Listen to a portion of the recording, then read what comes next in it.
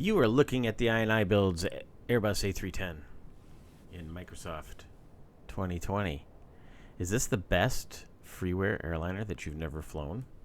Could be. Let's talk about it. Hey, everybody, I'm CJ. I'm a classic jet sim pilot, and today we're going to be flying this classic A310 in Wardair livery from Montreal down to Toronto. The A310 is a fascinating aircraft. We'll talk about it as we fly today. And Wardair is kind of an interesting carrier, Canadian carrier, and we will certainly talk about that too as we go. But let's ain't nothing to it but to do it. So let's get in here. I've already powered up the airplane on the batteries and external power. I've done the safety checks. Fired up the, we're starting the IRS alignment. So let's go ahead and start this. Looks like we've got about 5 minutes. Ground control goes on. We'll do the overhead systems setup. Good hydraulic power. We'll get the no smoking sign on auto. Come back up here. We've got good voltage on the batteries. We're on the essential bus. We're on the external power here. We already checked. We would not be getting the external power light if it wasn't appropriate, but we can confirm it here with the good voltage and good frequency. Squib test, loop test. That's a good test. Batteries are on. All the electric proper lights are on. The gens are showing faults. That's fine. We're not going to be able, those levers will not stay up until the IRSs are completely aligned. Put the strobe on auto. Put the nav lights on. Test the recorder. That's good. We'll test the squibs on the APU. Test the loops on the APU. It's a good test. Test the crossfeed valve. Turn it on. Look for the message. There's fuel crossfeed. Turn it off. Fuel crossfeed has disappeared. Fuel pumps are all off. Ignition's off. APU master switch is off. And the wipers are off. The fourth row, we'll do the loop test. It's good. Squib test, or squib test is good. Loop test is good. We'll turn on the low pressure oxygen supply. We'll turn on the window heat. It's an odd day. We'll start the day on system 1 of the pressurization. Everything's on. No unusual annunciations. Everything is set here the way I need it. Packs are set. We'll do the test. We get the wind shear light. All lights on the upper panel. Lights on the lower panel. All 8s. Everything's lit up. Nothing burned out. Looks good. We'll come across the top. We'll set the DH. Well, we can't do it yet because we don't have IRS alignment. We'll hold on that. We'll finish the glare shield, the mode control panel or the glare shield panel set up here in a bit.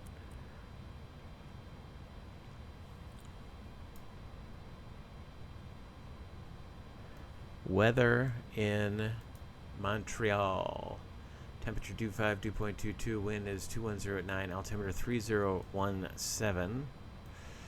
3067. And we will set the bug here for 1,000 feet.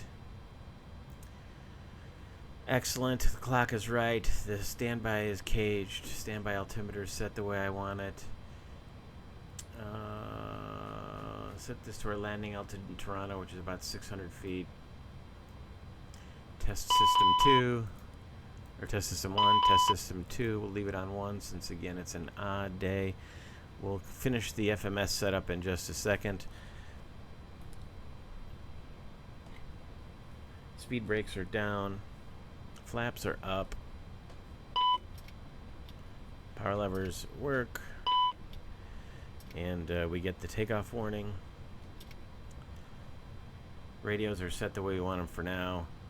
Transponder, we don't get a pre-clearance here in Canada, so we'll leave it at 2,000 and go to just turn it on.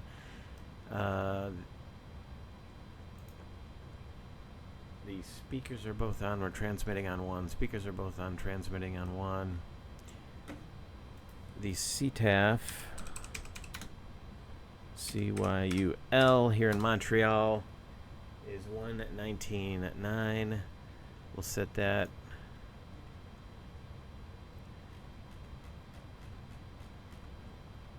$19.9, $22.8, $21.5. We will listen to Unicom, or to 122.8. Yeah, the Unicom frequency on 2. But meanwhile, we'll have CTAF on 1, just in case folks aren't using the right frequency, if there is any traffic.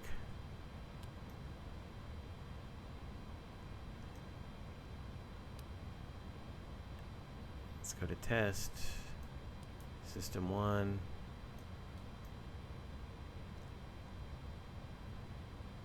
I thought we got a test in this airplane. Maybe we don't. Anyway.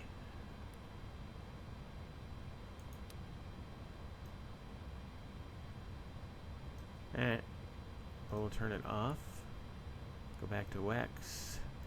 And I think we are ready to start loading. So let's go to, let's do the, let's run through the checklist real quick. Cockpit prep signs are on.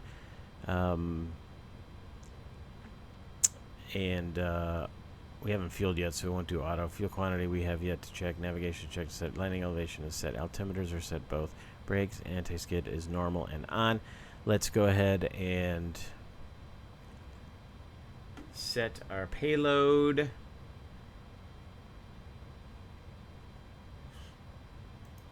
Our OFP today says that our zero fuel weight 219.4. Oh, we still got to add our folks and everything. We need 23,311 in fuel. So let's add the fuel. 23. Let's just call it 23. Let's go 24.5. It's fine. We're going to be way underweight anyway. And we have 192 passengers.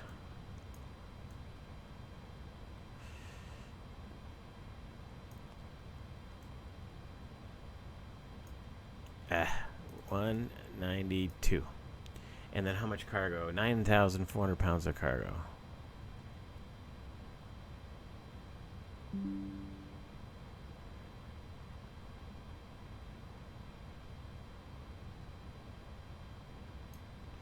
Okay, so we got a lot of extra weight. So you can see here the A310 is not a particularly large wide body. Remember, it's a wide body. It's got 2 aisles, 238 people at max, and but you can also tell it carries a lot of fuel for its size. This airplane can go a long way.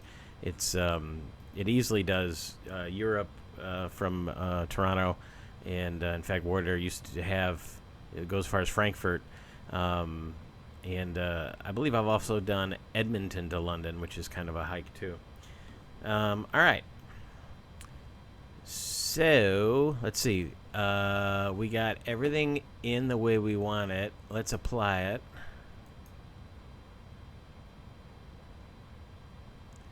It says now our zero fuel rate is just under 220, and we are planned to have a zero fuel weight.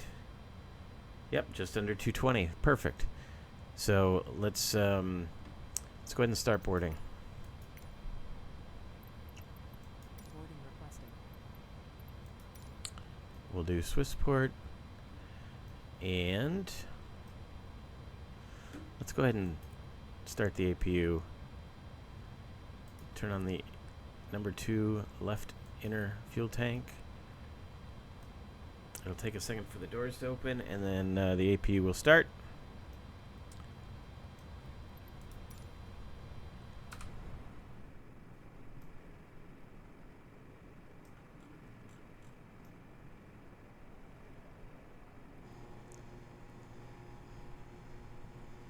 I was hoping to get a good view from the terminal over here.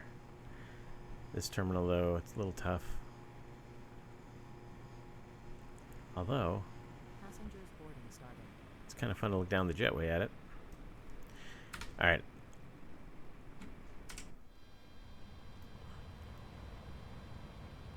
Since we are fueled, I'm going to go ahead and put the seatbelt sign in auto.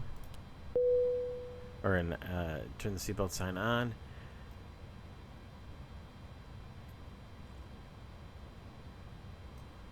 And there we go. APU is starting to turn now.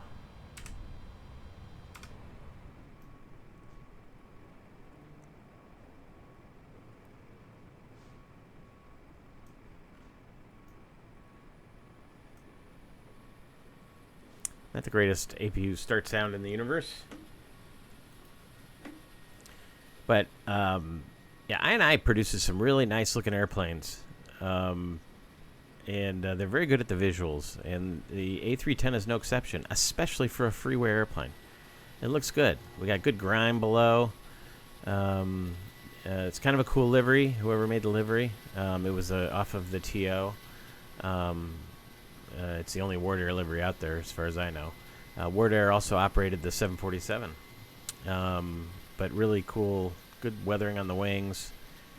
It's too bad there's nobody near us. You can get the sense of the scale. It's kind of like a 767-200. It's sort of that size of an aircraft.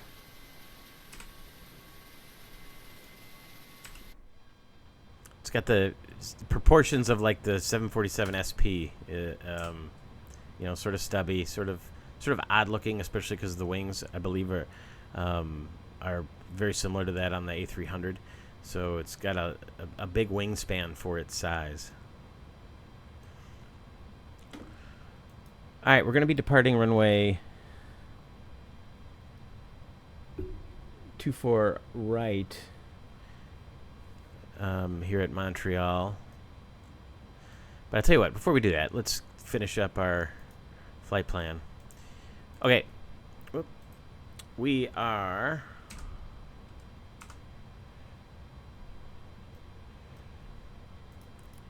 We can bring those online.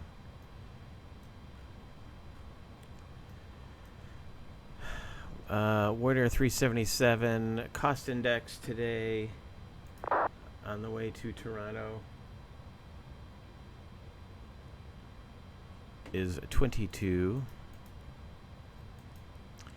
We're filed for 360.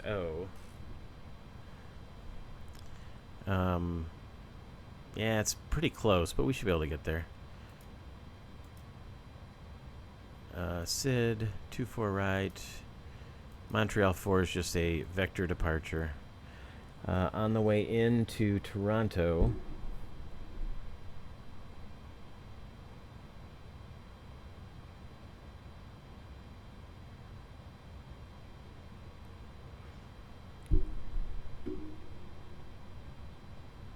looks like the 15s.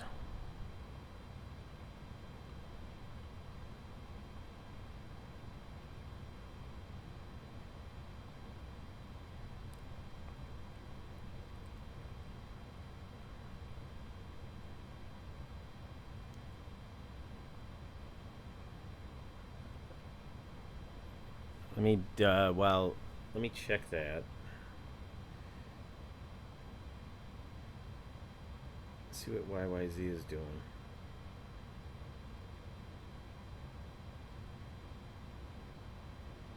Yeah, let's plan on 24 left.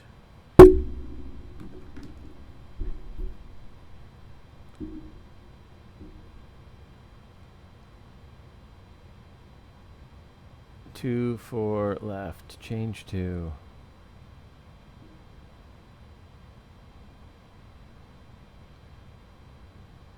And the approach, ILS, 24 left, Cetra. ILS, 24 left. Okay. So, we got our departure in there. We will now go to the star. 24 left,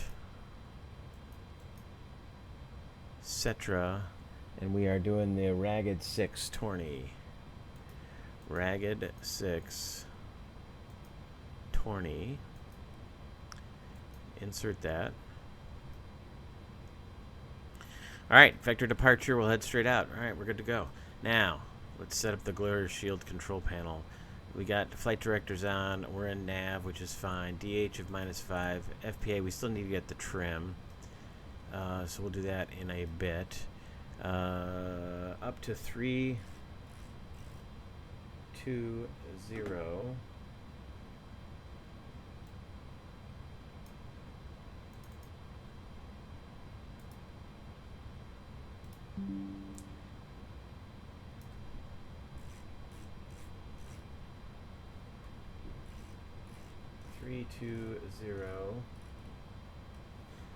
And our runway heading 237. So swing that all the way around to 237 and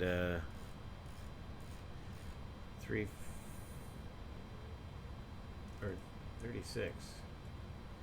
237.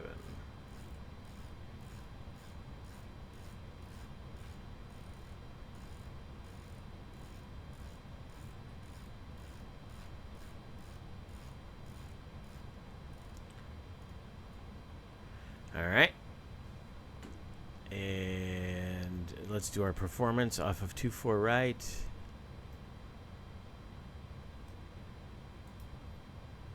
$10,999. That is the correct runway.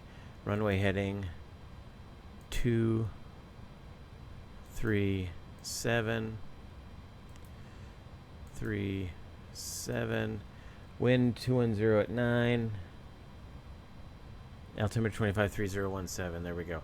Our takeoff weight is estimated to be 242.2. 242.2. We'll do a flaps 15 calculation. 20. Same flex. All right. Since the flex, there's no advantage flex-wise. No additional D rate available. We'll stick with slaps 15, flaps 0. Yeah, the 310 can take off with 0 flaps, only slats out. And actually, the 767, I believe, can do the same thing. So flex of 59. So we'll set that here on our thrust rating panel. And then our V speeds, 36, 37, 61. 136. 137, and our clean speed is not over 250, so that's important to know. 161 is our V2. 161.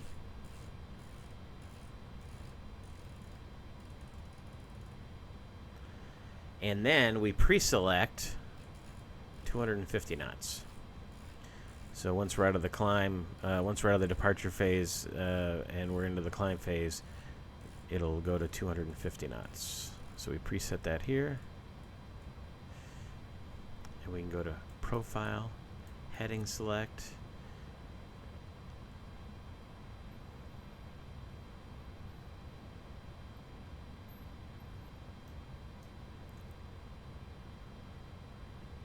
All right. So, we need to do our trim. Our trim for takeoff. Be on our weight and balance page. 22.6, 1.8 up. So, flight plan, back to init B, next page. Here we go. 24.5 is our block. Our zero fuel weight, 220.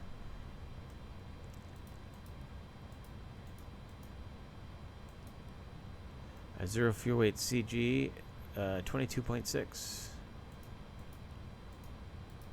Put that here. And 1.8 up. So we set this to 1.8 up, and the flight path angle, just as a reminder, because we won't be able to run the trim till we've got hydraulics going. All right, we got almost an hour of extra time. We're doing good.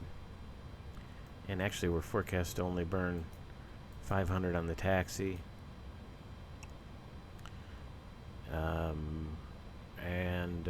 Yeah, we're good.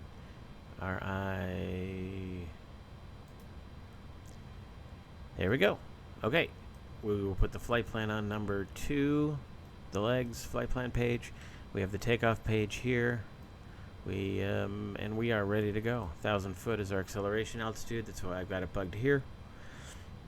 So let's make sure before starts complete to the line. Brake signs are on. Fuel quantity 22.2 or 22.5, 24.5, 220 is our weight. Navigation is checked to set, land elevation is set, altimeter is set, brake sign is set. All right, we'll just wait for boarding to complete, and let's get some air going.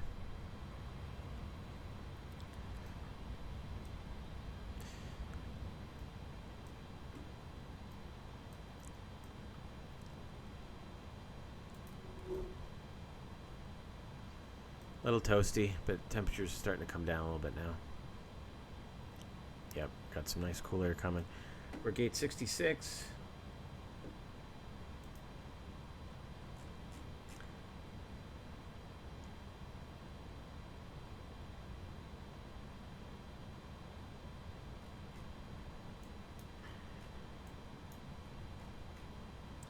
We got a couple other planes that have shown up.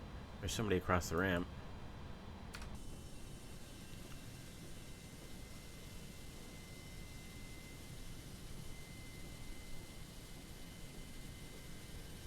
Right there. That Rouge may have just pushed back.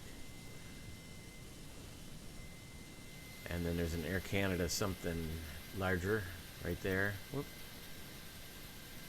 Right there, across the way. That's an A330.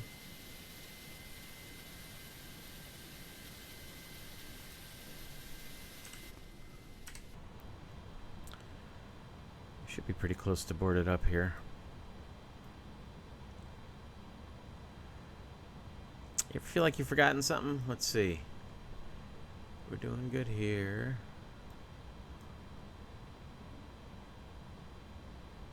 And yeah, we're still, we can kill the external power now that we got the APU running.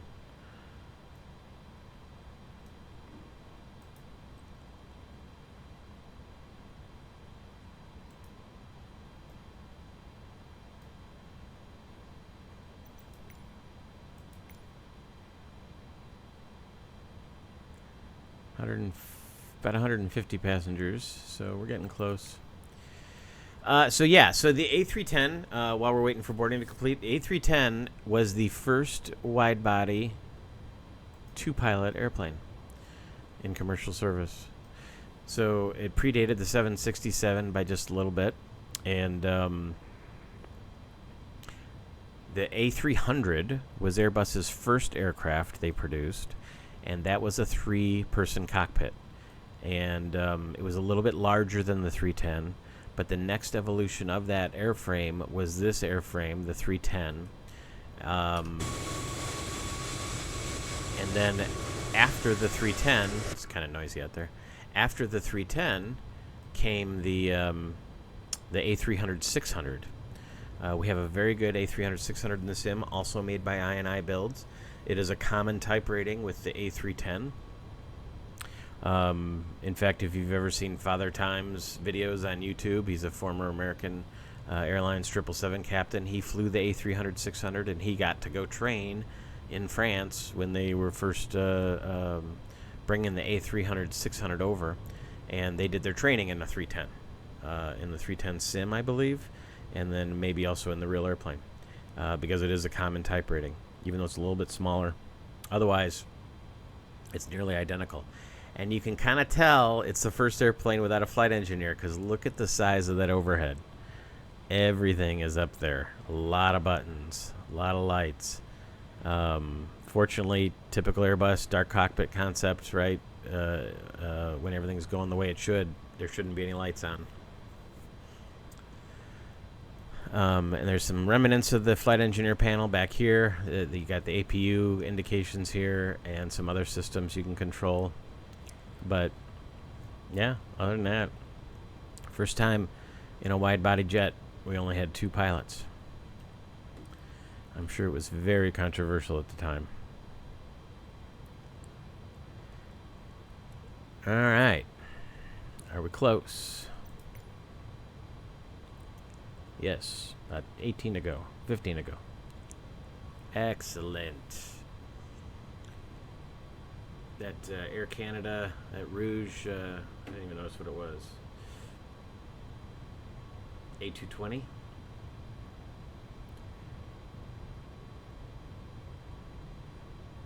Taxiing behind us.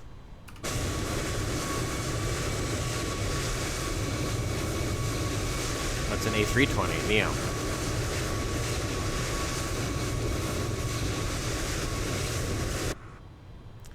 We should do something about those sounds. They're just so loud.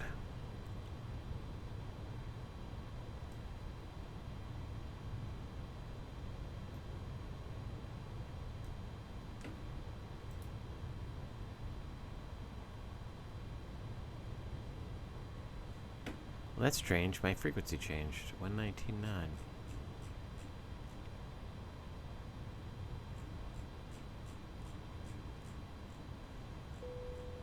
Alright, boarding's done. 19.9. There we go. So let's go ahead and prep the airplane.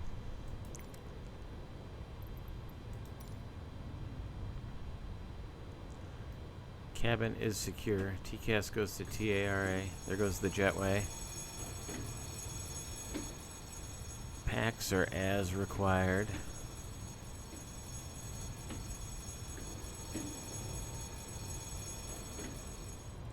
Ignition. Oh, wait. Oh, that's the before takeoff. Here we go. Cabin, TCAS, packs, ignition. Oh, why isn't it staying? Windows and doors are closed. Beacon's on. Parking brake is on. Oy vey. Alright. I'm going to raise myself up just a smidge.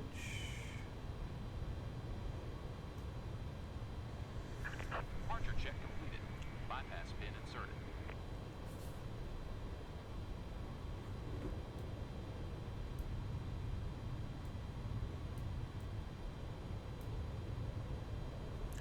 Montreal traffic. Wardair A310 pushing back gate 66.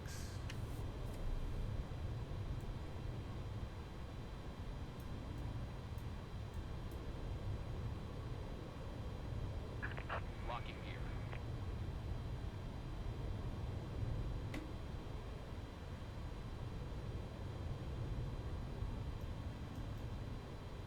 Go ahead and get all the fuel pumps on.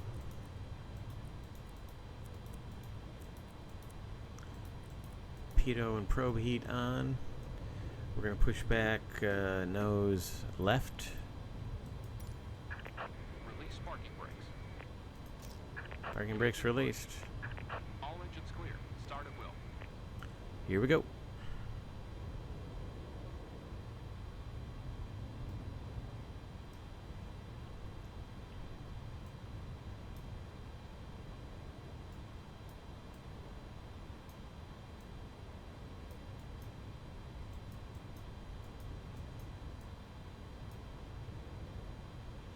Alright, nose clear of the jetway.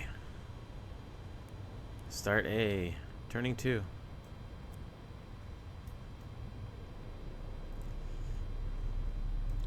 We've got N2.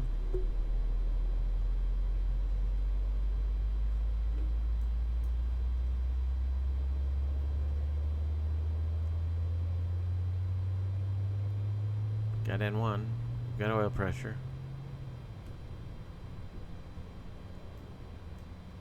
There's max motoring.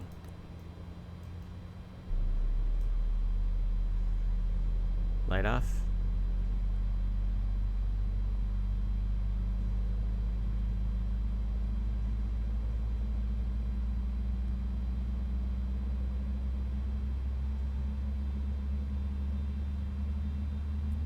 Starter valves closed.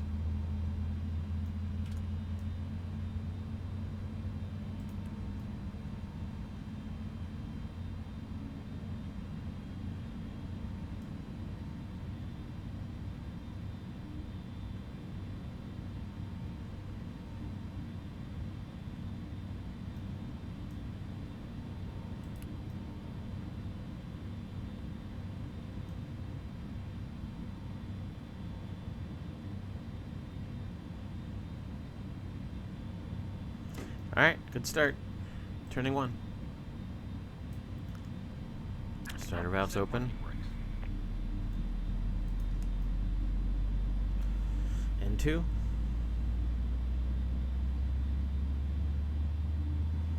N1.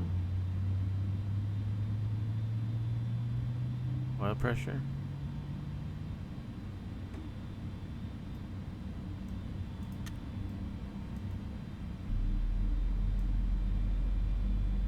Light off. Watching GT for that hot start. Watching into N1 for the hung start.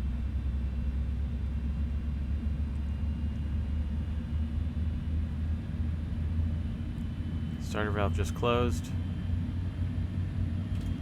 There's the electrical switch over. Tow truck disconnected. That's normal.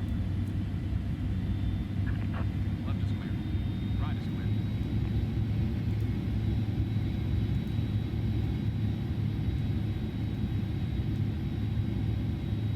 clear. APU bleed comes off.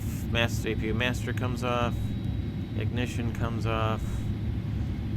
Arm speed brakes. Slaps 15. Do the control check. Full left, centered. Full right, centered. Full down, full up, center. Rudder, full left, center, full right, center.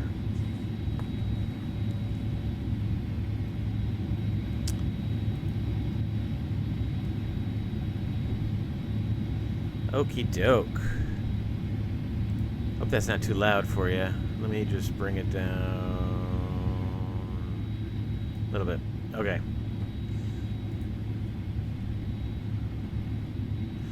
Montreal traffic. Wardair A310 heavy. Taxi runway 24 right. After takeoff checklist, or after start checklist, pitch trim. Oh, I forgot the pitch trim. 1.9, 1.8 up. There's 1.8. Montreal door valve traffic. Air Canada 944 heavy is on the push and start gate 61.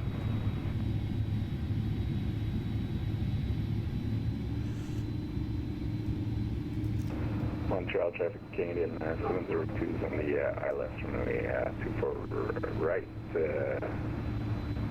11 miles final.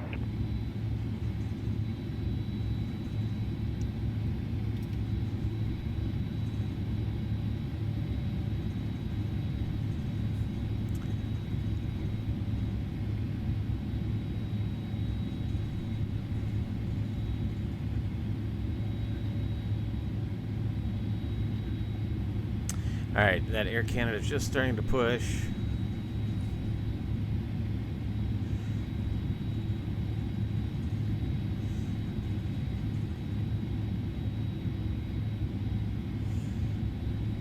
Air Canada pushing off at 61. You gonna push as far as the outer, or will I be okay on the outer? You got all kinds of room, so go ahead. Very good. Wardair 377 then. We'll taxi in the outer behind the Air Canada.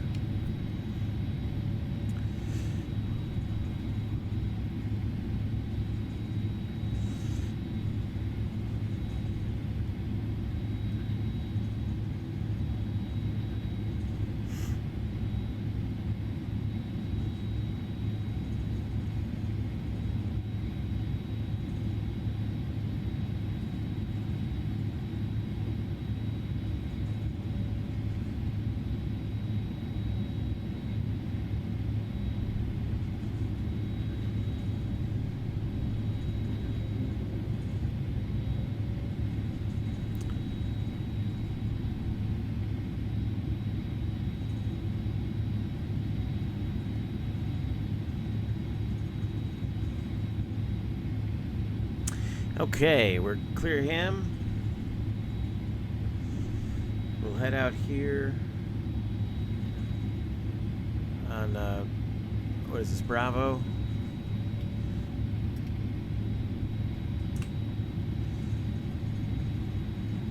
Bravo 4.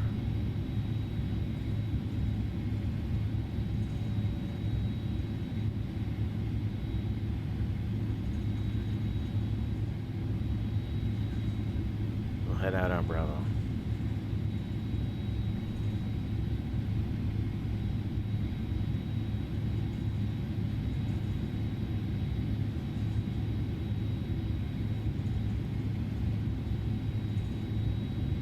There's that inbound aircraft.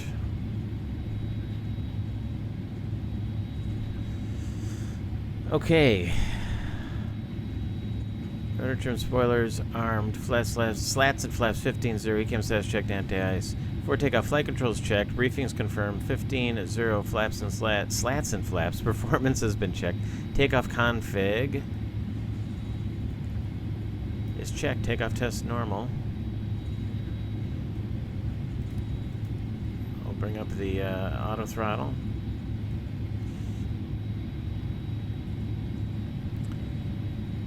I think the folks are here mowing my lawn. I don't know if you can hear that in the background. Hope it's not noisy.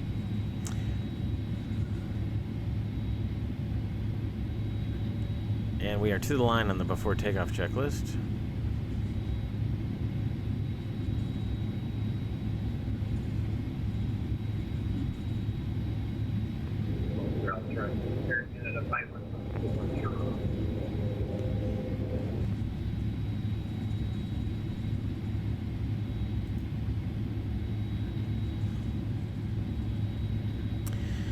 All right.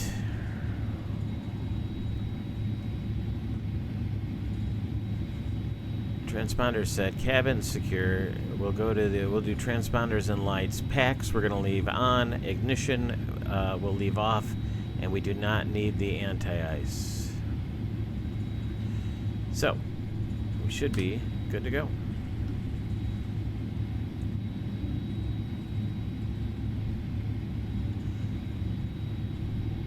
There's that inbound Air Canada. Cool.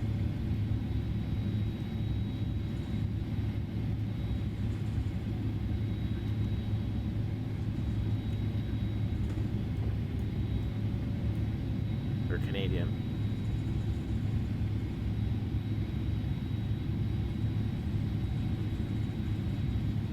CDN. Is he doing an old Canadian flight? Must be. Because they're part of Air Canada now.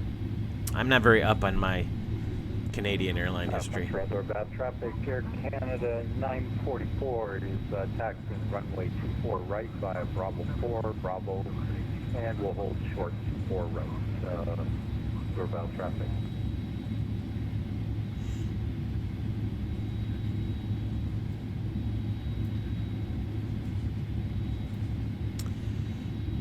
Yeah, Canadian merged into Air Canada, I believe. Traffic, Canadian 702 is down in clear. We'll taxi Bravo 4, runway 28 and Echo.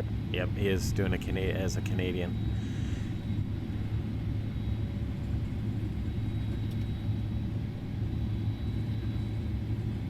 All right, we'll hold short for you before 28.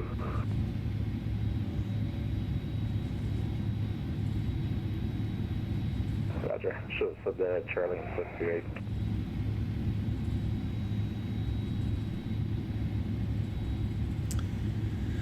Okay, so it'll be runway heading on departure. If air traffic control was on, we would expect to climb to 5,000 feet, but they're not. So after departure, as we get cleaned up, we'll head direct to our first waypoint, which will be Bob Key.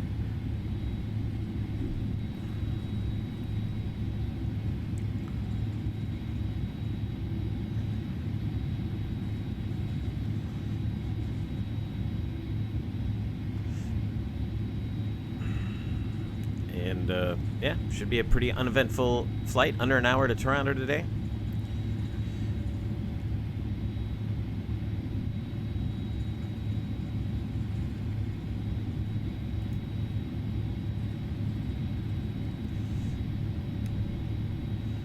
Just zoom out here real quick, make sure there's nobody coming in. Looks pretty clear. Montreal traffic, Wardair A310 heavy. Be departing runway 24 right, Montreal. Yes, westbound departure.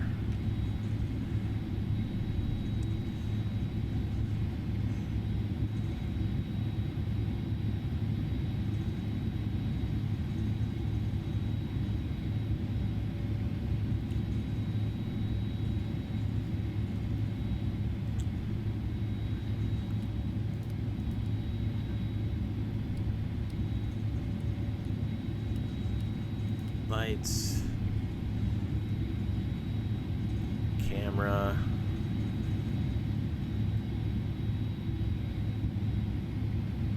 action. You ready? I'm ready. I see runway 24 right.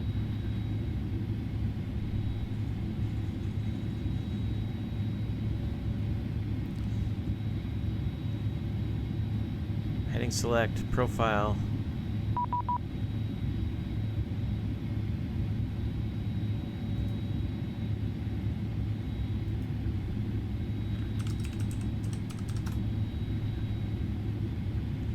Alright, that was another airplane asking me questions.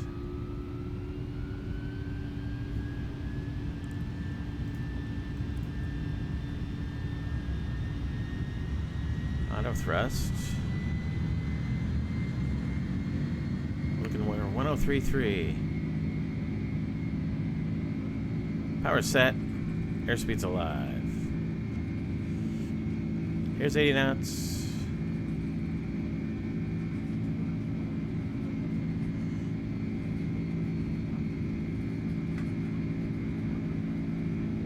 V1, rotate.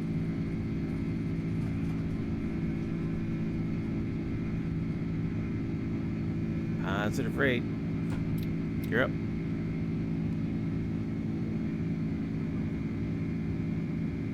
Boy, we are light. It wants like 18 degrees.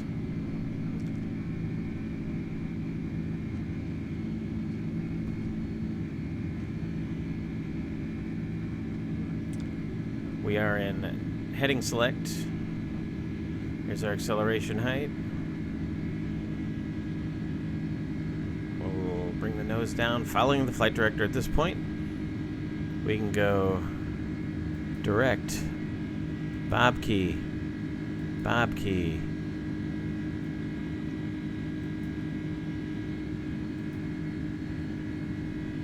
Well, let's troubleshoot this. Why isn't it allowing us to go direct? There we go. Nav.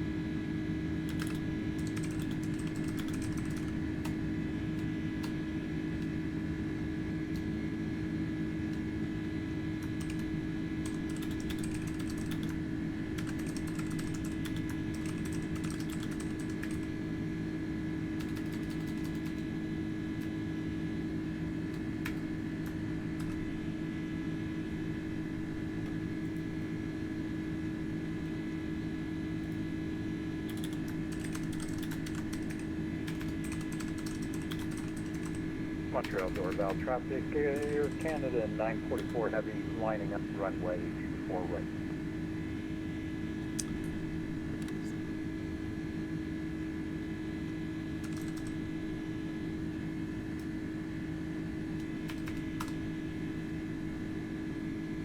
All right. Sorry, I got caught up in a conversation with another pilot here. All right, we are flat. The slats are retracted. Let's do the after takeoff checklist. After takeoff, flaps and slaps are up. Landing gear is up and neutral. We can disarm the speed brakes. Packs are on. Altimeters are set. Packs are Montreal on. doorbell traffic, Air Canada 944 heavy, departing off runway 24 right on the Montreal 4 departure. Initial climb 5,000 feet. Doorbell traffic. And we are climbing like a rocket. Holy cow. What's that, 40, it's a little over 4,000 foot a minute? Yeah. Love it. Little A310 gets up and goes, man.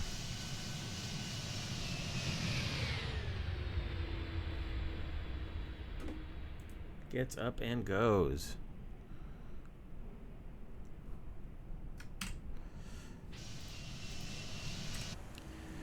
Through 10,000.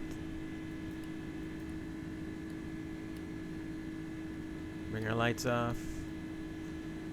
Let the flight attendants know. It's good to get up.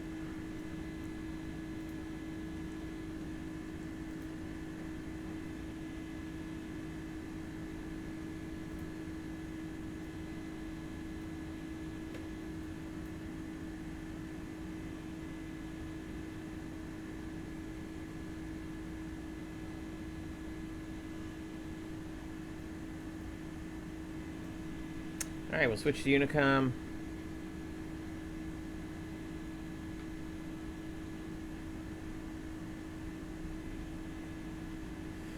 We've got 121.5 on the number 2 radio. And we'll settle into our climb, heading straight up to flight level 360. We're navin', we're in profile climb, auto thrust, climb max is 102.2. It's right about where we're at. Doing good. Like slowly accelerating to our climb speed of about 317 knots. Heading towards Bob Key.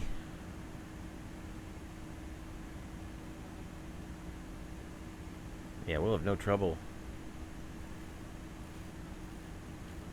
No trouble getting to 360. And be able to have some time at cruise.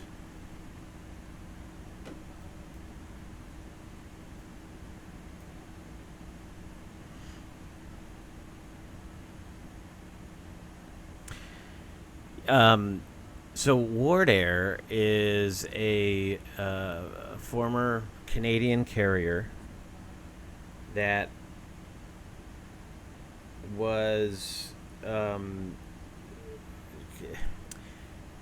focused on really supreme customer service, from what I understand.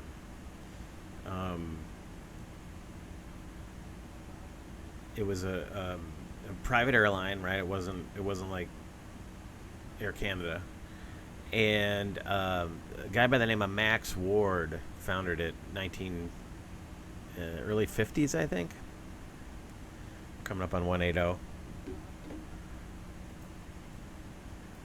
Actually, I can pull it, bring it to standard lights.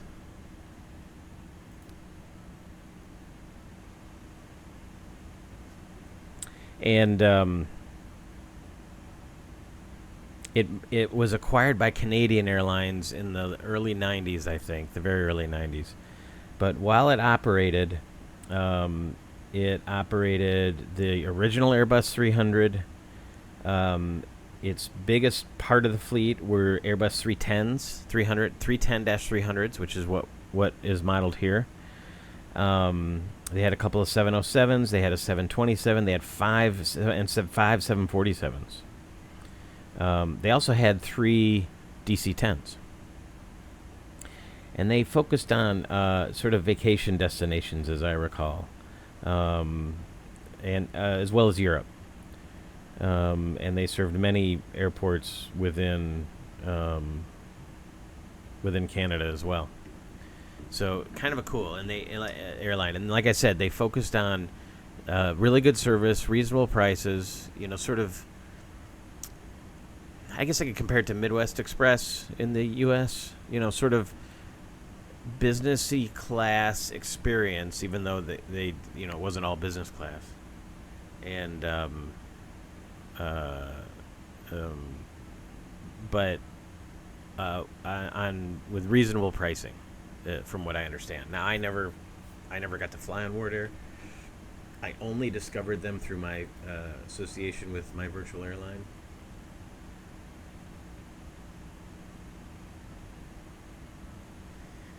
And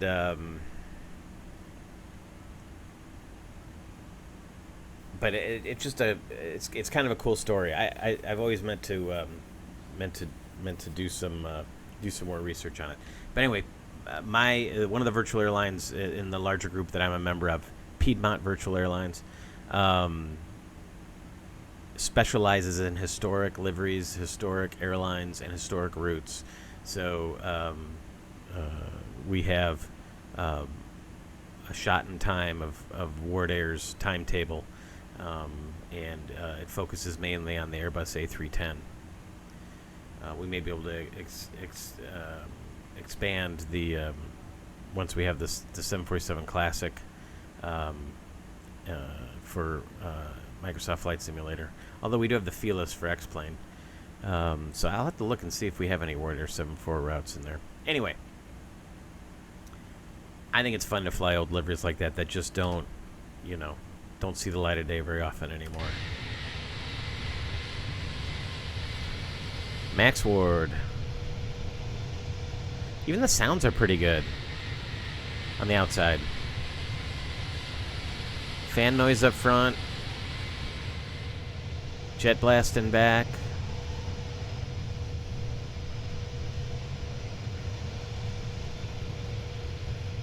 Just really fun.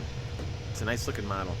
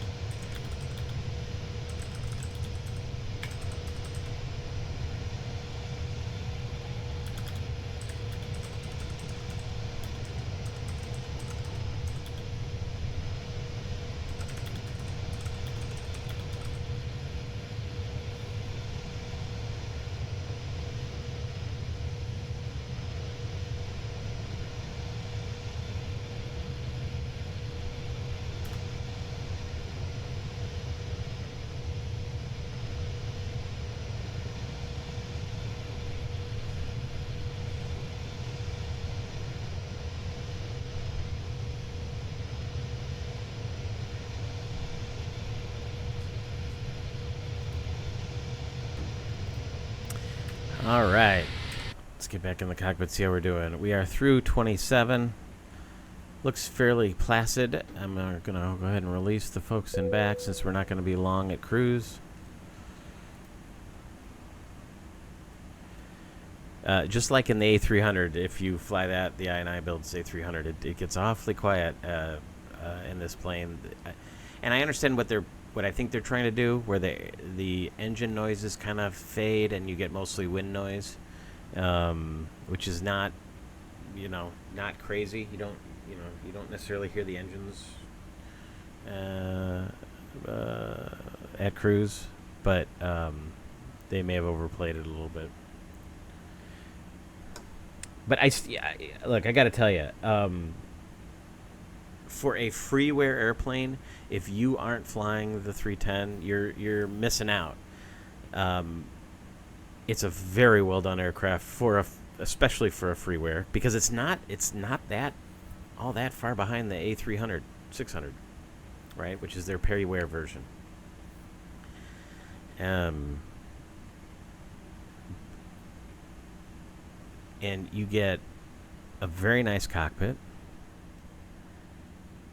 Well-modeled cockpit. You get a decent cabin. Oh, I never noticed that. Look, they put the flight stats on the screens. I don't even think they do that in the A306. That is too cool. I never noticed that.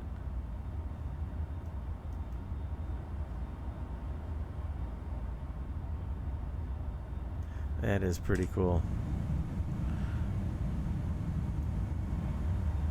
But yeah, you get a nice cabin.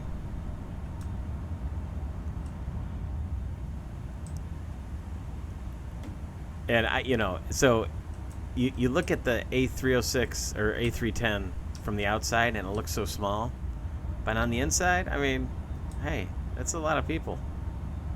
It's not so small. But, you know, nice cabin.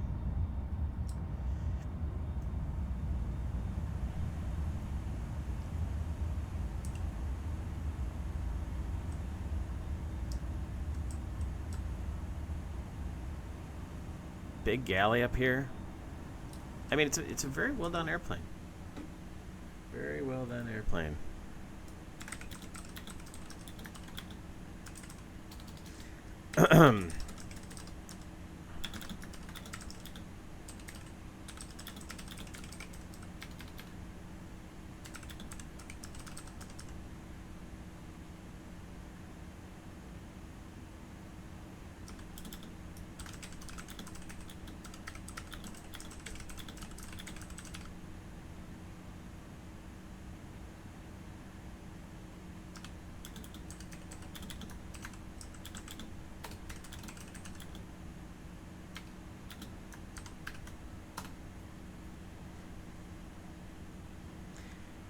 All right, 1,000 to go.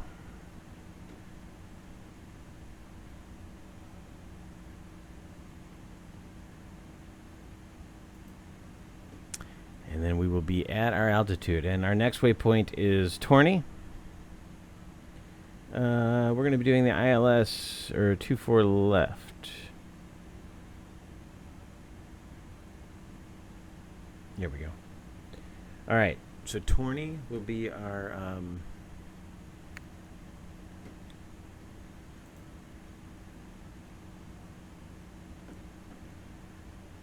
is actually the beginning of the SID. Our only real crossing restriction is Denka at 7,220 knots, which we should have here.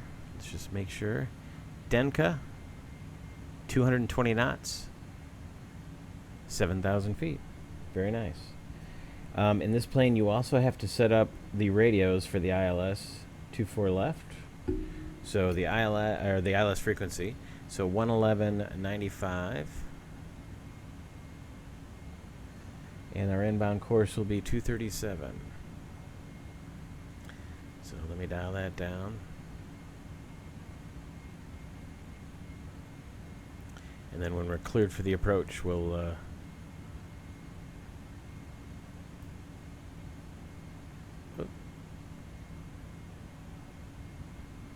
11.95. 11.95. There we go. Here you go, CJ. And the minimums for the approach, 747. Oops, I didn't mean to do that. 747.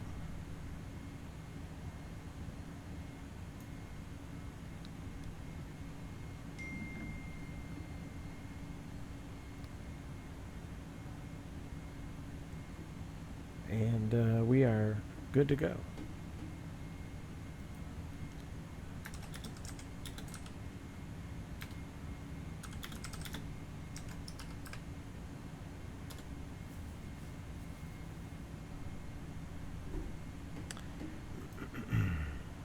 Okay.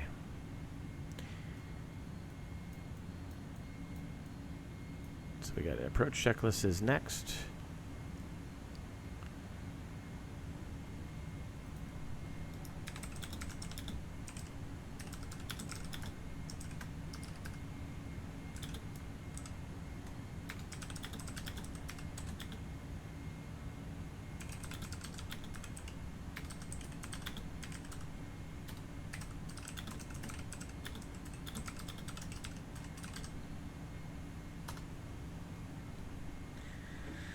All right. There is our top of descent.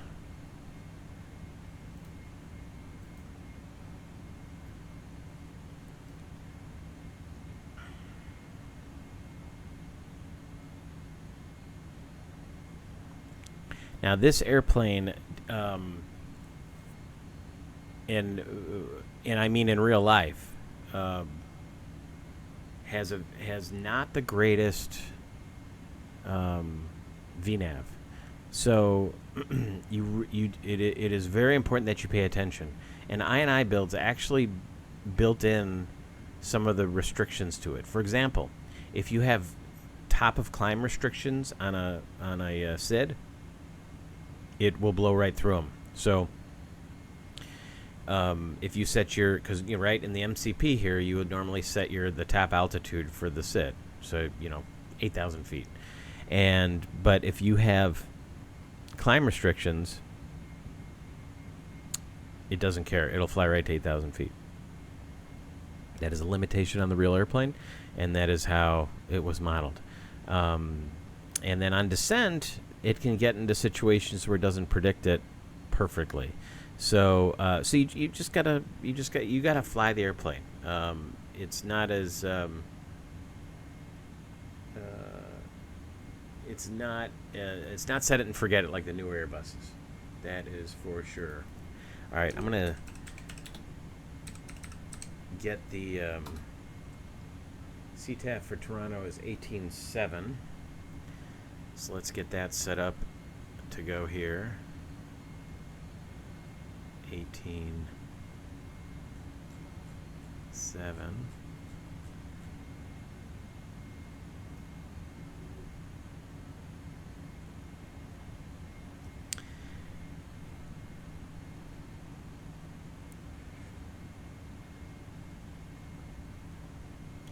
And so, yeah, about 30 miles top of descent. Let me see if I can bring up here.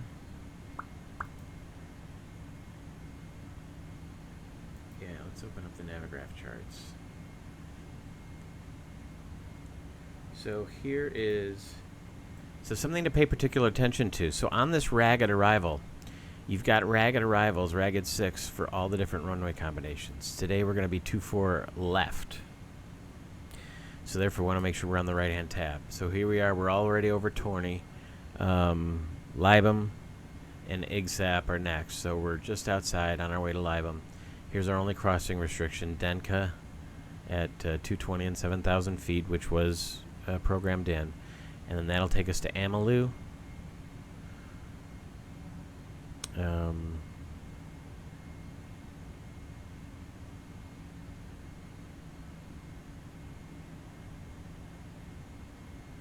Oh, I hadn't selected the approach here.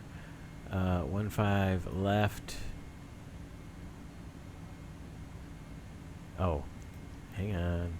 Let's cancel this. Yeah, 15 left. Ragged 6. 15 left.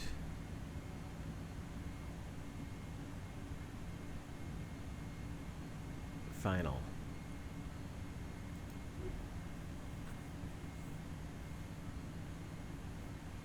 Or 24 left. What am I saying? Yeah, jeez. 24 left. Let's try this again. Change to. Okay. 24 left. Approaches. ILS 24 left. There it is. Bam. Okay.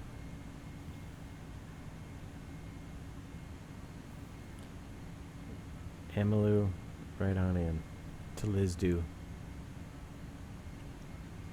And then Lisdu. Here's Cetra. Here's Lisdu.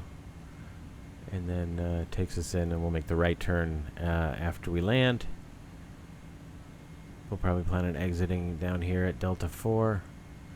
We'll hold short of the right side. Taxi up Charlie to the terminal. We'll just grab a gate.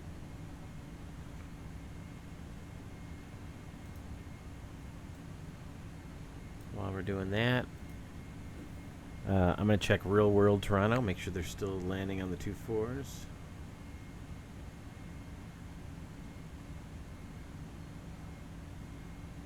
Yep, there's somebody just taxiing off. An Air Canada E175 landed on 24 left. Perfect.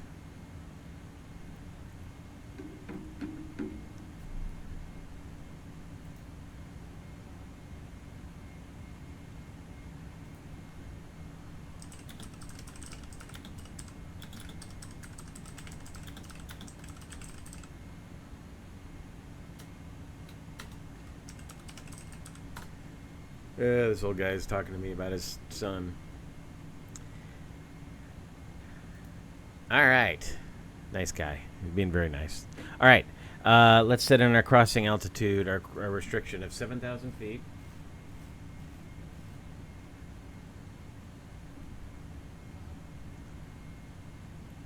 Pull it. And there we go. So now it's armed. Profile descent is flashing because we're approaching the top. Flight plan. And mode. Whoop. That'll go to descent here in a second. We are in P descent. And here we go. Down we go.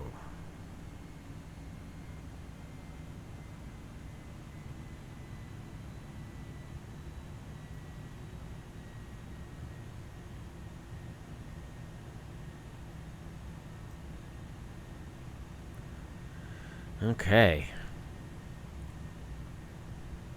We'll make sure constraints is on so we can see. It'll remind us of our crossing restriction.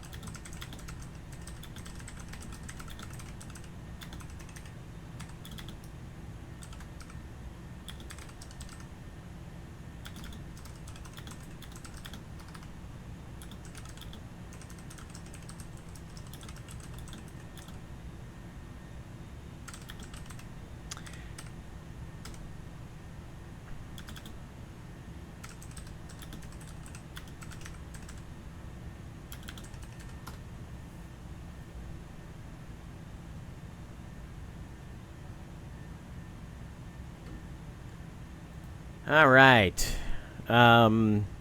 We are starting our descent. Let's see. We're doing good. IGSAP. We are staying on profile. Here's our vertical deviation indicator.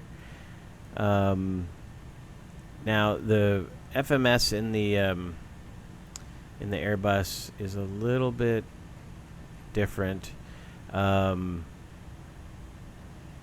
are on econ descent. We can select, we can change the cost index, which will change our speed. We can also change it to where it's minimum time or minimum fuel, depending on what we're doing.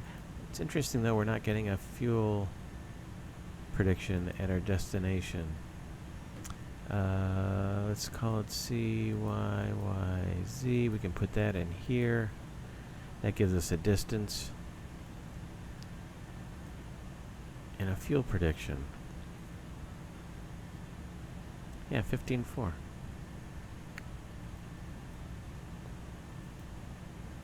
Not sure why.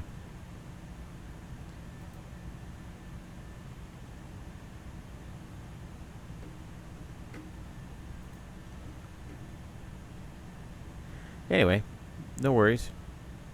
I'm sure it's something I'm doing. We'll leave that there just to remind us. And we're doing good. We should get, yeah, here's our arrow. And in fact, we're just a smidge low right now. Anybody else headed into Toronto? Arriving aircraft. I love using this VATSIM radar. You can pull up the airport here, click on the little arrival arrow, and it'll tell you everybody who's on their way. So 3 minutes. This Mali, I'm in 13 minutes. And oh, there's Air Canada 7079 departing behind me, who hasn't taken off yet. So it looks like I don't have any real competition on the way in. Somebody 39 minutes out. Yeah, so we should be relatively on our own. And then on the map, there's only 2 aircraft on the map right now that are flying that are on their way into Toronto. This Mali, who will arrive way before me, and me.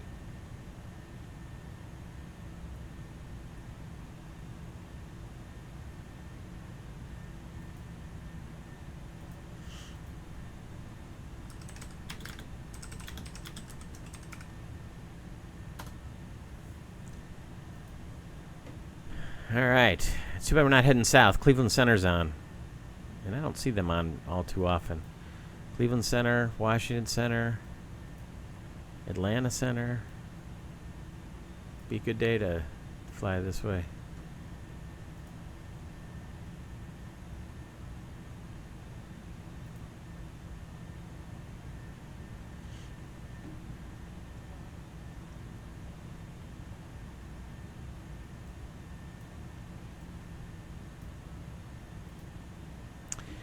All right, through 24, we're still looking good. We're a little high on our descent. Our it looks like we're going to be reaching our altitude right around Denka. So that's what the computer is planning for, and that's what we need to be doing. Let me get rid of the yoke here. And so everything's good. Let's take a look at the approach checklist. Signs, let's see, we're far enough into the descent. Let's get the signs on. We make the announcement to the folks. Briefing's confirmed. ECAM status is checked. I don't think we've had anything new pop. Yep, status is normal.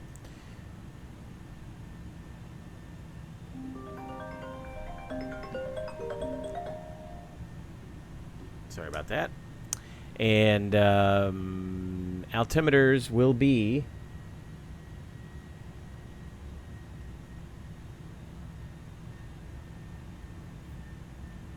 3014.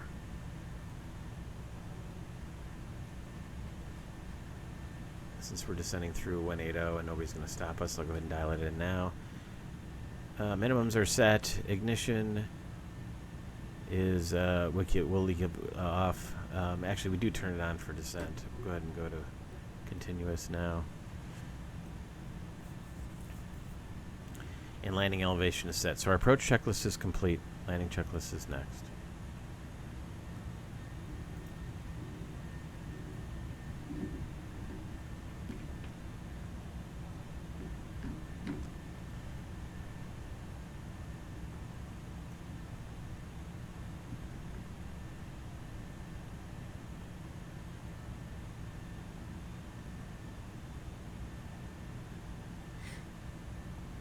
All right, we're looking good through 21.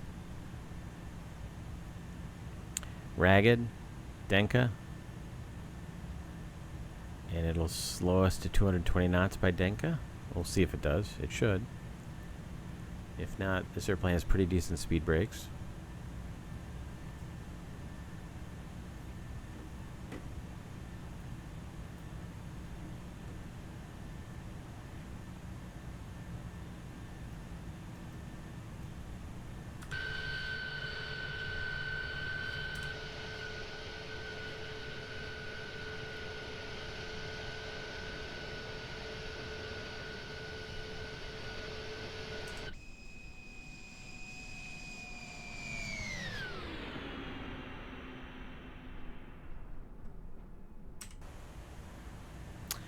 Pretty neat.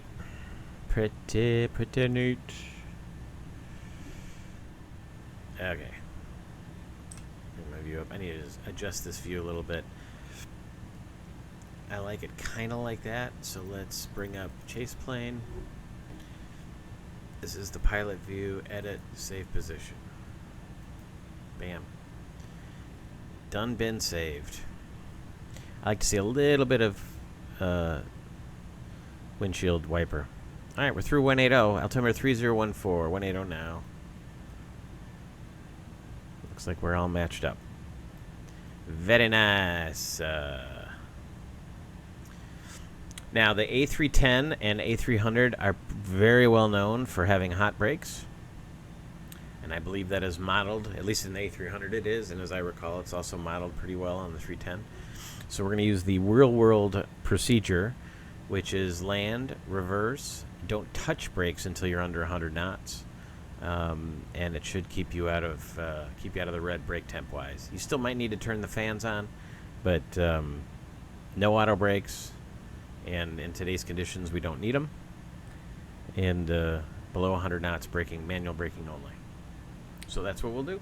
That's what we'll plan on doing.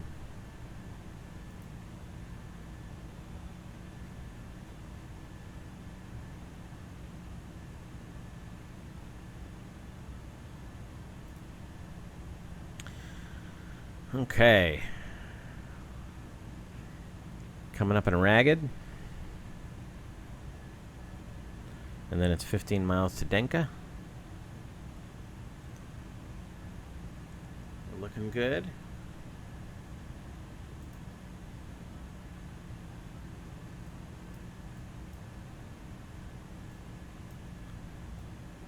That other arriving aircraft is also going into the 2-4s, so we're going to be lining up nicely, or fitting in nicely with the traffic. I'm going to go ahead and switch over to 118.7 now, and put the Unicom on radio number 2.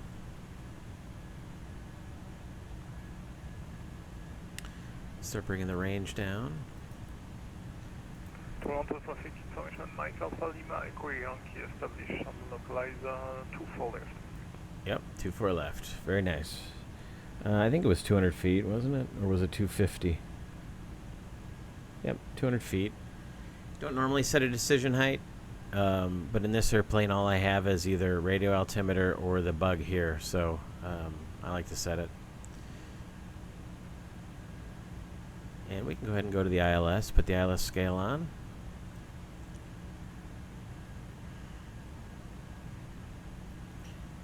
We are 40 miles to the northeast.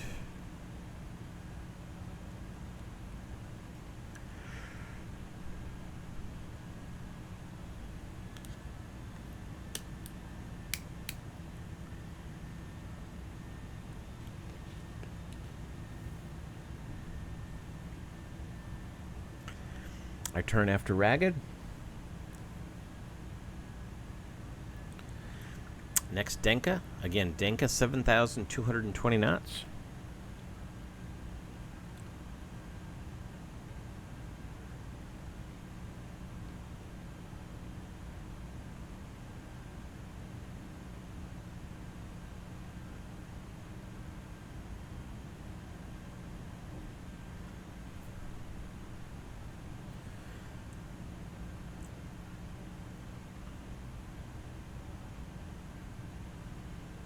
Should have our deceleration through 10 built into the descent profile.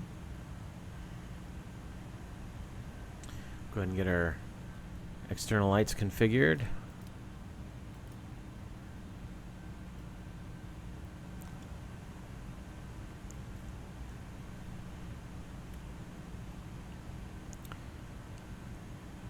Coming up on 10. Yep. Here come the throttles back to idle. Starting to slow to 250. Watching that vertical deviation indicator. See if I need to add brakes to help it.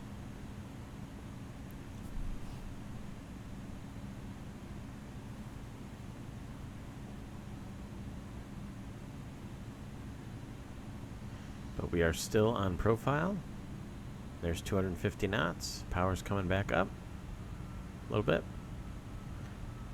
And nose is coming back down as the power comes back down. See how it's a little awkward like that? It didn't need to add power at all, but it did it because the level off portion was still showing on the profile, and the airplane slowed down a little quicker than it had anticipated. We're starting to lose that deviation indicator, so I'm going to start bringing the speed brakes out. Oh, yeah, because it's slowing to the 220 now.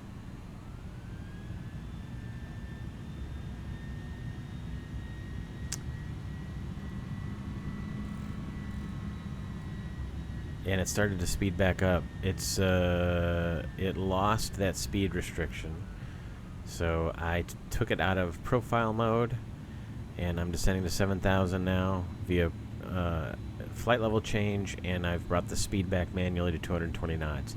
So that's what you do with automation. If it starts to do something you don't want it to do, you start reducing the levels of automation. So the first thing I did was take it out of profile and manually select speed. And in this plane, when you manually select speed, it will bring it out of profile mode because it needs, profile means it's altitude and speed. And I'm a little bit high at Denka. That's right, we'll keep the descent going all the way down to 3,000 feet.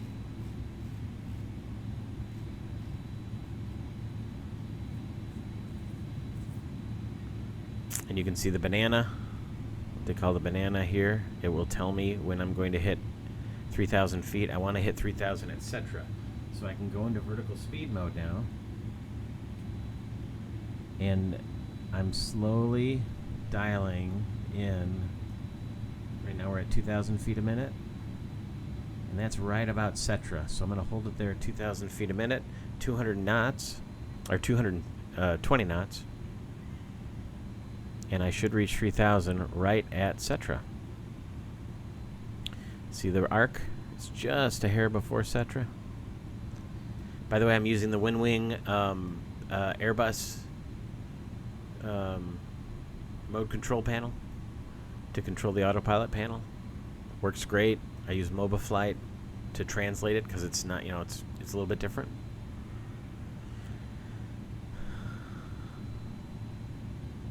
But this is how you reduce the levels of automation until the airplane's doing what you want to do. And if doing this step didn't work, oh, less drag now. Okay. I'm going to go ahead and attract the speed brakes all the way.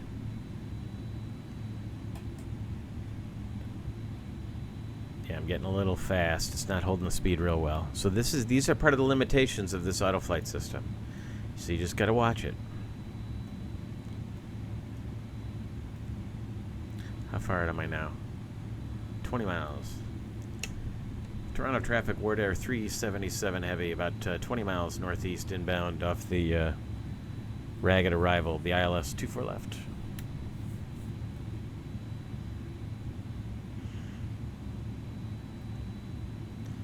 Localizer just came alive, or the scale came to life.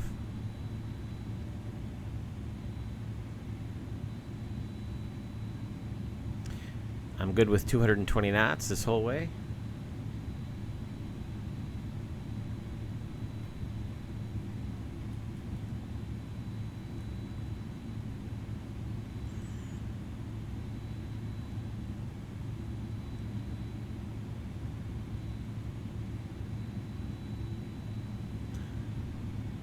Does it have a hold here for me? It wants me to do a course reversal here, etc. Hopefully, though, well, we'll solve that. I'm going to go into localizer mode.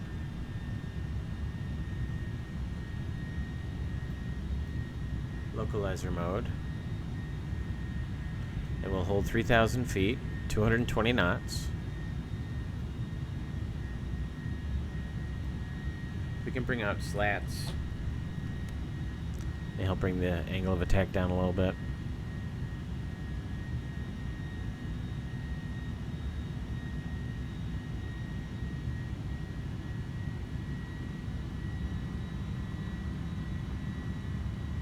Brought me down a couple of degrees.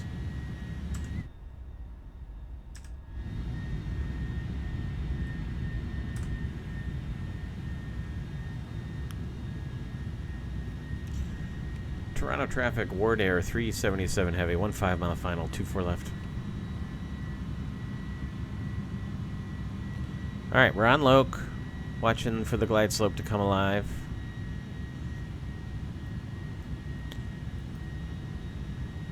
We're going to be doing a 30-40 landing. MDA is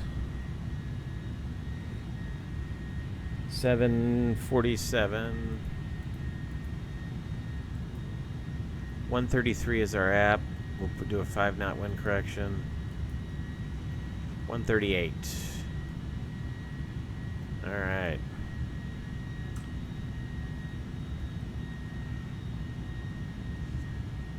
Kind of hazy in Toronto today. It's warm.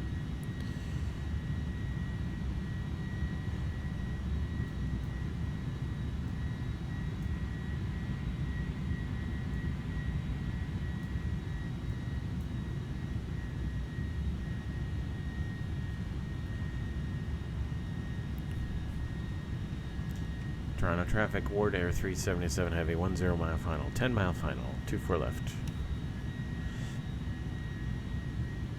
Glide slope's alive. 1 dot, gear down.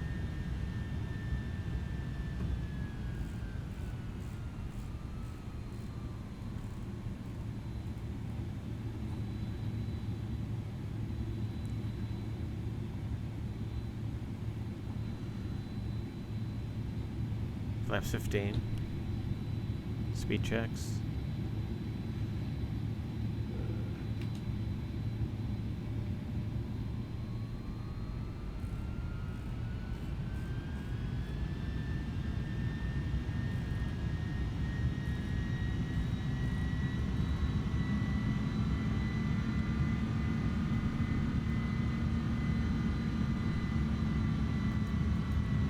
It didn't capture. That was my fault. 1500. Let's just get down. We'll keep it at 170 knots.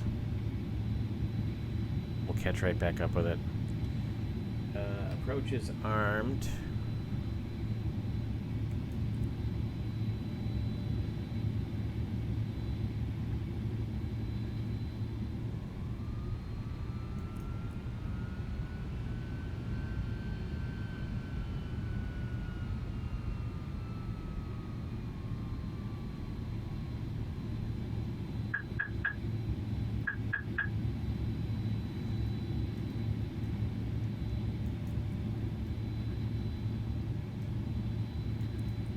There we go. Alright, we're on. 38 is the speed.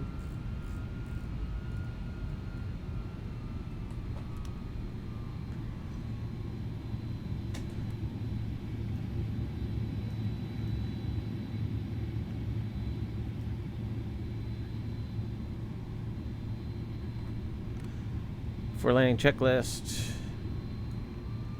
Flaps are set. Auto brake is off. Anti-skid is checked. Slats and flaps are set. Gear is down. Spoilers are armed. For landing checklist is complete.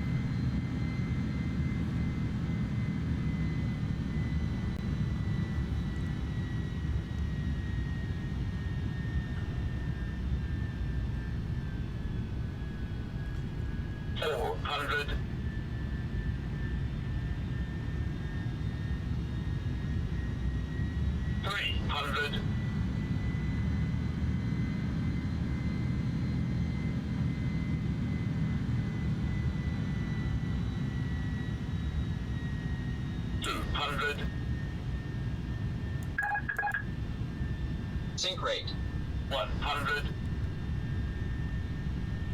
50, 40, 30, 20, 10, 5.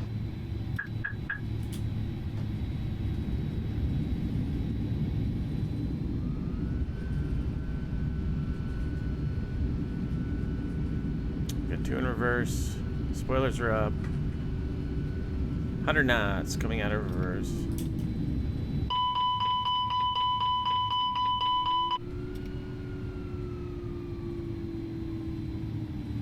Alright, slowing down. That master caution was because when I brought it out of reverse, for some reason my honeycomb, and I gotta check the bindings, my honeycomb sent a command to go to full throttle. So that is not the airplane, that's my fault. So I just brought the thrust levers up and then right back to idle. No problem. Okay, we are clear, or clearing. And at Toronto Wardair 377, we are clear of 24 left. We're going to cross 24 right and taxi to the terminal vs here.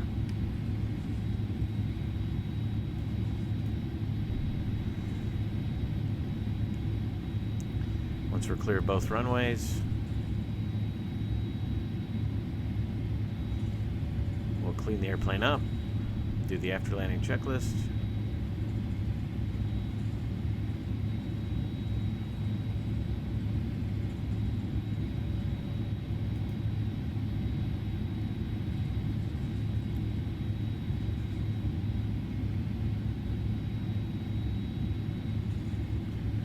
All right, we're clear.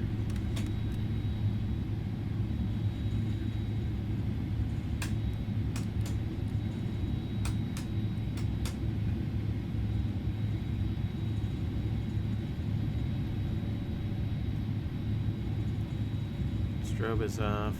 Turn off lights, wing light, nose light. Go ahead and start the APU. Whoops. Up, up. After landing, flaps and flaps are retracted. Transponder is set. Weather radar's off. Spoilers disarmed. APU is started.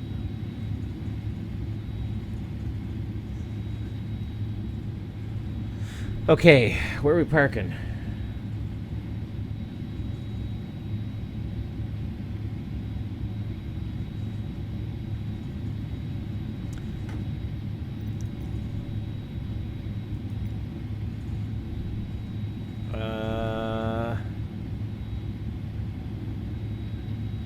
How about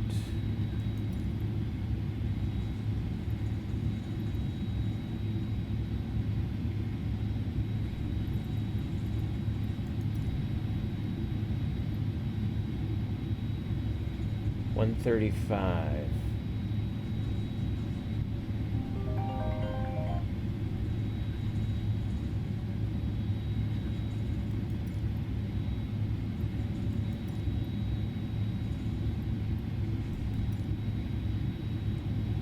Alright, let's go to 35. I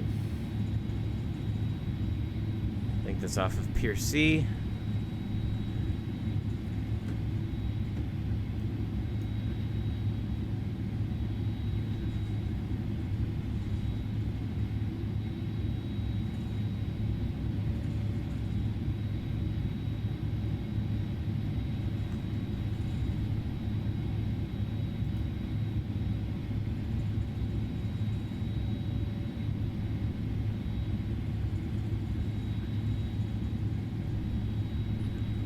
Toronto traffic, Wardair 377 crossing 33 right Delta.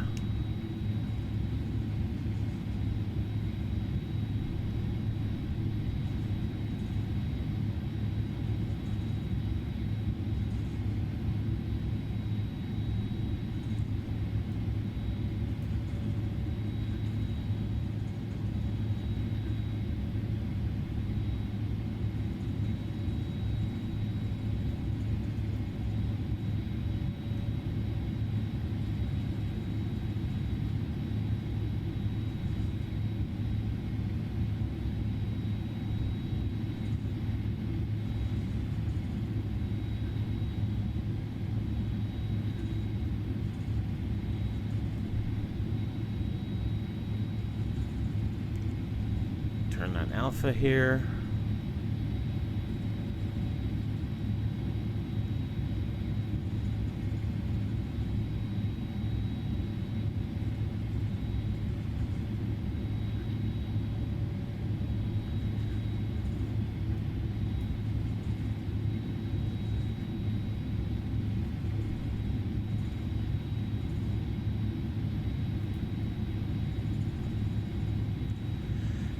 And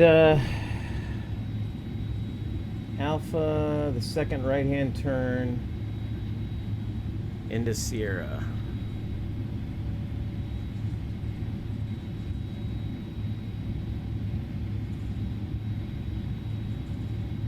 And that should take us right to our gate.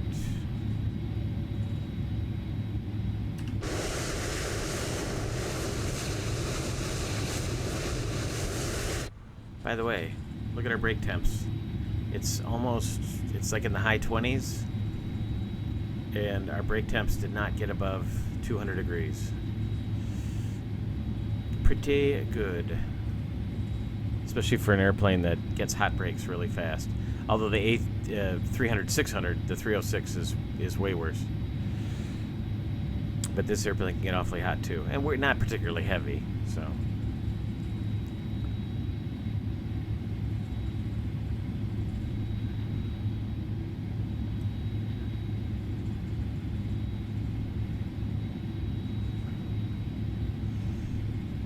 All right, we'll make the right turn here.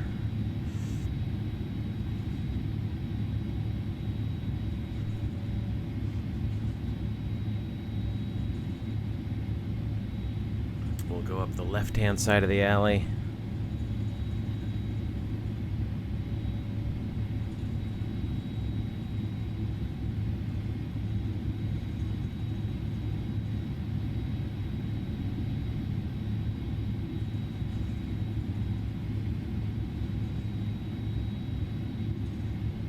There's 34.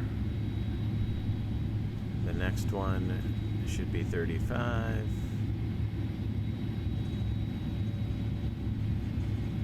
Although there's nobody there, and I thought I chose 35. Whatever.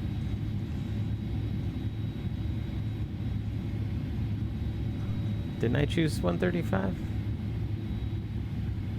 The numbering system in GSX is a little bit different.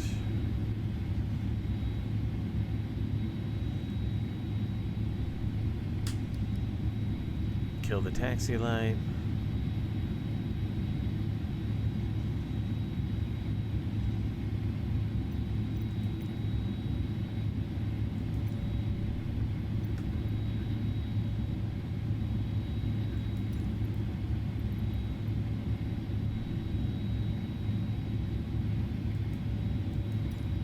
C35. I guess it is C35.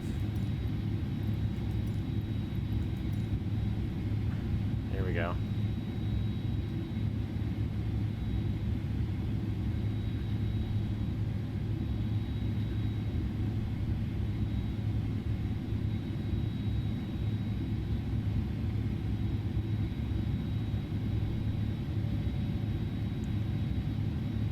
There's we go.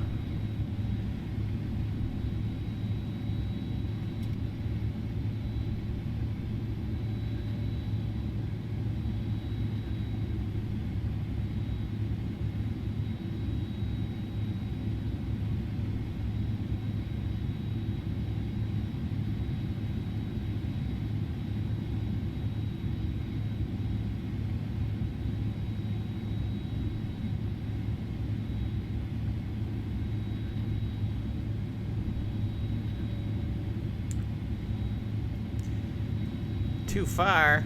Nuh-uh. APU is running. Air is on. Let him up. Shut him down.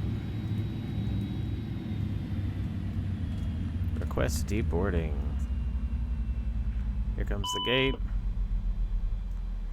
Doors are opening. Get the fuel pumps off. Except for the APU. Probe heat off. Windshield heat off. Go ahead and open the cabin.